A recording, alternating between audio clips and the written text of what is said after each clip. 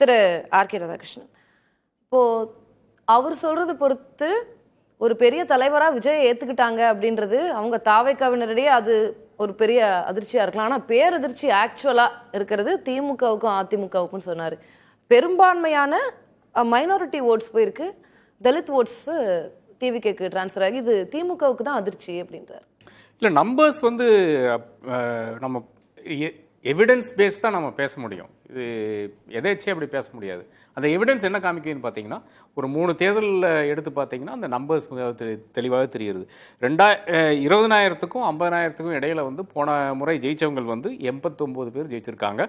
50,000 வாக்குகளுக்கு மேலே வந்து 25 பேர் வந்து ஜெயிச்சிருக்காங்க. இந்த 114 வந்து பெரிய மாற்றங்கள் நான் காணவில்லை. ஏன்னா 2011 எடுத்து பார்த்தாலும் சரி, 2016 எடுத்து பார்த்தாலும் சரி, சற்றே மாறுபட்டிருக்கு. அதாவது 2011 எடுத்து பார்த்தீங்கன்னா 110 பேர் வந்து 20,000க்கும் 50,000க்கும் இடையில நம்பர் வந்து ஜெயிச்சிருக்காங்க.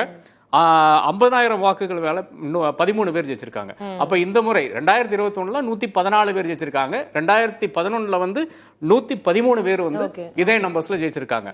அதே வந்து ஒரு ஸ்ட்ராங் தேர்ட் ஃபோர்ஸ் வரும்போது என்ன ஆகுதுன்னு பாத்தீங்கன்னா அந்த நம்பர் குறையுது. 20,000க்கும் 50,000க்கும் நடுவில் வந்து 60 பேர் ஜெயிக்கிறாங்க. 50,000க்கு மேல வந்து 3 பேர் தான் ஜெயிக்கிறாங்க. ஆனால் 10,000க்கும் 20,000க்கும் இடையில வந்து 74 பேர் ஜெயிக்கிறாங்க. அப்ப இந்த நம்பர்ஸ் பார்க்கும்போது 74 பிளஸ் 63 பாத்தீங்கன்னா ஏறத்தாழ 117, அந்த ஏறத்தாழ அதே நம்பர்ஸ் தான் வருகிறது. இல்ல திரு ஆர்.கே., என்னோட கேள்வி என்னன்னா, இப்ப இதுக்கு முன்னாடி இருக்கிற தேர்தல்களுடைய அந்த டேட்டா வச்சு நம்ம இது பேட்டர்ன் இதை வந்து இப்படி கணிச்சிருக்கோம், இப்படி இருந்திருக்கு வெற்றி அப்படின்னு. ஆனா இது வரைக்கும் இருந்த பேட்டர்ன் எதுவுமே இந்த எலெக்ஷனுக்கு, இந்த வோட்டிங் பேட்டர்னுக்கு அப்ளை ஆகாது அப்படின்னு தானே சொல்றாங்க. எல்லா திசைகள்ல இருந்தும் வந்து விஜய்க்கு வாக்கு விழுந்திருக்குன்னு தானே சொல்றாங்க. கிடையாது, அப்படி கிடையாது. அது வந்து 2016 அப்படியே தானே. 2016 வந்து ஒரு 3ஆம் முன்னணி வந்து நிக்கிறது. அந்த முன்னணி என்ன பண்ணு பாத்தீங்கன்னா ஒரு சீட் எடுக்கல. ஆனால் அந்த தேர்தல் வந்து அப்படியே அதிமுக கொடுக்கிறது. அதுல பெரிய ஒரு ஜோஷ் இருந்தது, உற்சாகம் இருந்தது. அனைவரும் நம்பினார்கள், இவர்கள் அதிகாரத்துக்கு வருவார் என்று கூட நம்பினார்கள். அதை விட பெருசு அப்படின்றாங்களே, அந்த எப்படிங்க பெருசுன்றாங்க. இல்ல இது பர்சன்டேஜ் வேணா அதிகமாக தவிர அதை தாண்டி ஒன்னும் பெரிய டிஃபரன்ஸ். அதிர்ச்சி யாருக்கு அப்ப இதுல? அதிர்ச்சி சிறிய கட்சிகளுக்கு தான். சிறிய கட்சிகளுக்குன்னா கூட்டணி கட்சிகளுக்கு, அனைத்து கட்சிகளுக்கும் அதிர்ச்சி தான். அது விடுதலை சிறுத்தைகள் ஆனாலும் சரி, பாஜக ஆனாலும் சரி, தேமுதிக ஆனாலும் சரி, மதிமுக ஆனாலும் சரி, பாமக ஆனாலும் சரி, எல்லாத்துக்கும், காங்கிரஸ் ஆனாலும் சரி, அனைவருக்கும் வந்து இதுல நிச்சயமாக பெரும் அதிர்ச்சி வரப்போகுது. டிஎம்கேக்கு அதிர்ச்சி இல்லையா? டிஎம்கே ஏடிஎம்கே ஒரு ஏறத்தாழ இதே நம்பர்ஸ்ல தான் வரும்னு நான் கருதுறேன். நம்பர்ஸ் நமக்கு வந்து சொல்ல முடியாது. நான் வந்து ஜோசியரும் கிடையாது, அதனால அது சொல்ல முடியாது. என்னை பொறுத்தவரை வந்து அவர்களுக்கு 2 பேருக்கும் இருக்கின்ற வாக்கு வங்கிகளில் வந்து பெரிய சரிவு வராது என்பதுதான் என்னுடைய.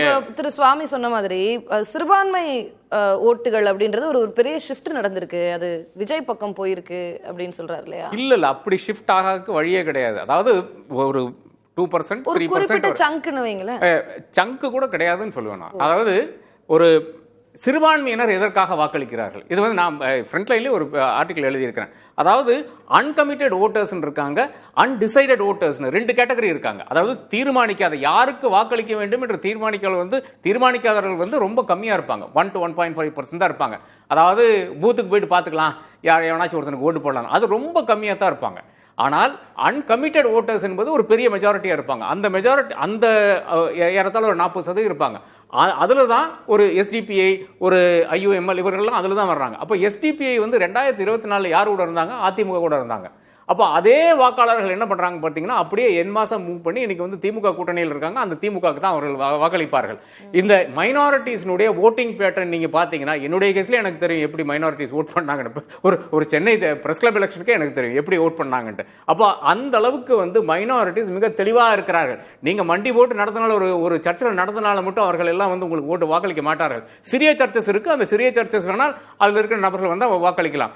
ஒரு இடத்துல இருக்கிற பாதிரியார் சொல்றதை கேட்காம வாக்களிக்கிற நபர்களும் இருக்கிறார்கள். அது ஒரு கன்சிடரபிள் நம்பர் இல்லைன்னு சொல்றேன். ஏனென்றால் மைனாரிட்டிஸ்க்கு இன்னைக்கு இந்தியாவில் இருக்கின்ற இந்த தாக்குதல் என்பது அனைவரும் அறிஞ்ச ஒரு உண்மையா இருக்கிறது. நம்மளை விட அவர்களுடைய மெசேஜஸ் அவருடைய குரூப்ல வந்து அந்த அளவுக்கு அதிகமாக வருகிறது. கிறிஸ்டியன்ஸ் மேல இருக்கின்ற தாக்குதல், இந்தியாவில் நடக்கின்ற தாக்குதல் என்பது சாதாரண தாக்குதல் கிடையாது.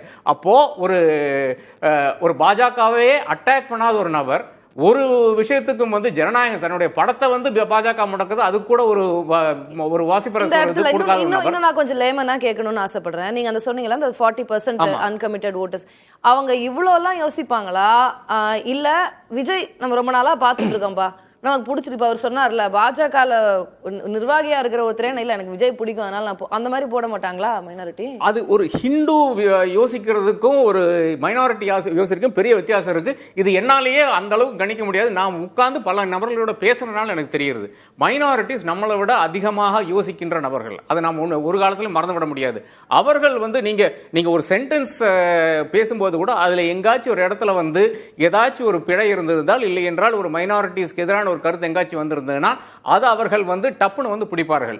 அவருடைய நீங்க பேசியல் எக்ஸ்பிரஷனே பாரு, சாதாரண ஒரு எல்லா இண்டிகேஷன்ஸும் விஜய் கொடுக்குறாருல, அவரு மாலை போட்டு போறதாகட்டும், சர்ச்சுக்கு போறதாகட்டும், அது எல்லாமே அந்த இண்டிகேஷன்ஸ் எல்லாமே அவரு விஜய் இல்ல எல்லாம் பண்றாரு, ஆக்டர் மாதிரி எல்லாம் பண்றாரு, அதுல தவறே கிடையாது. ஆனால் அது எங்க அடிபட்டு போகுதுன்னு பாத்தீங்கன்னா, பாஜக எதிராக என்ன பேசி இருக்கிறார், உயிர் இருக்கான்னு தானே பாக்குறாங்க. இது ஊழல் கட்சி, ஆமா திமுக ஊழல் கட்சி, அதிமுக ஊழல் கட்சி. அப்படி இருந்தால் கூட யார் நின்றுருக்கார்கள்? இன்னைக்கு வந்து அதிமுக பாஜக கூட போய் நிக்குது, அதனால அங்க வாக்களிக்க முடியாது.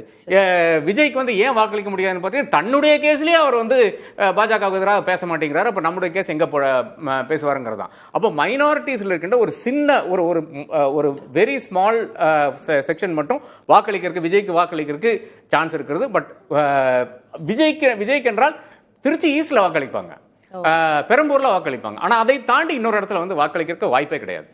ஓகே.